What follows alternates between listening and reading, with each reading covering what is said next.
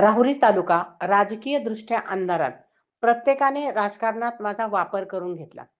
शिवाजी कर्डिले यांना आपण आमदार केले. राहुरी तालुका राजकीय दृष्ट्या अंधारात गेला असं का झालं याचं आत्मपरीक्षण केलं पाहिजे. आपल्याला तालुक्यातील माणूस चालतो का किंवा का चालत नाही याचेही आत्मपरीक्षण झाले पाहिजे, असे प्रतिपादन ज्येष्ठ नेते ॲडव्होकेट सुभाष पाटील यांनी केले. बांबोरी येथे निवासस्थानी सुभाष पाटील यांनी पत्रकारांशी संवाद साधला. यावेळी तनपुरे साखर कारखान्याचे माजी अध्यक्ष उदयसिंह पाटील, सरपंच किरण ससाने आदी उपस्थित होते.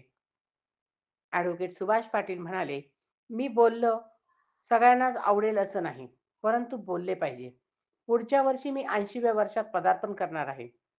आता मला काही मागायचे नाही आणि मागितले तरी मिळणार नाही. 2014 साली आपण कर्डिलेंना आमदार केलं. ते माझ्यामुळे आमदार झाले असं मी म्हणणार नाही. त्यावेळी राज्यात भाजपची सत्ता होती. मला महात्मा फुले कृषी विद्यापीठाच्या कार्यकारी परिषदेवर घ्यावे. त्यांनी घेतले का? तर नाही. मी आता म्हणतो मला आमदार करा. करणार आहेत का? नाही. आमदार व्हायला नशीब लागते. ते प्रारब्धात असावे लागते. प्रत्येकाने राजकारणात माझा वापर करून घेतला अशी खंत त्यांनी यावेळी व्यक्त केली. सुभाष पाटील काय म्हणाले पहा.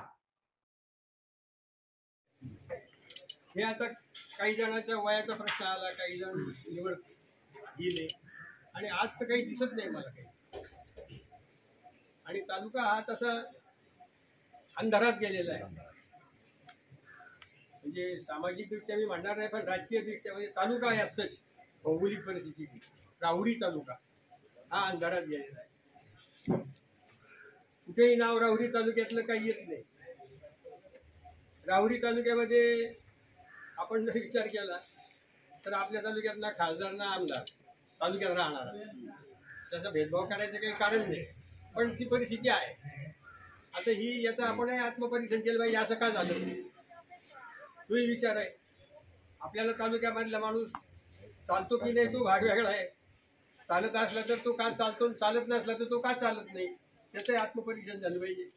म्हणजे मी बोललेलं काही कोणाला सगळ्यांनाच आवडत असेल तर काही भाग नाही, पण हे बोललं पाहिजे. आता माझंही वय झालेलं, पुढच्या वर्षी मी 80 वर्षाचा होईल. आता मला कोणाला काही मागायचं आणि मागितलं तरी कोणी काही घेणार नाही.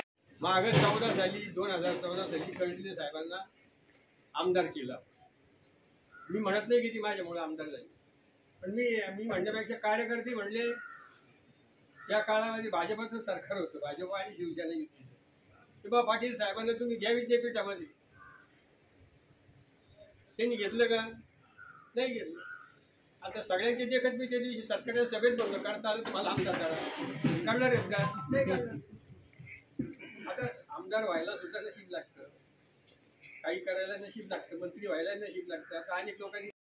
ताज्या घडामोडी जाणून घेण्यासाठी सन वार्ता न्यूज चॅनलला लाईक करा आणि सबस्क्राईब करा.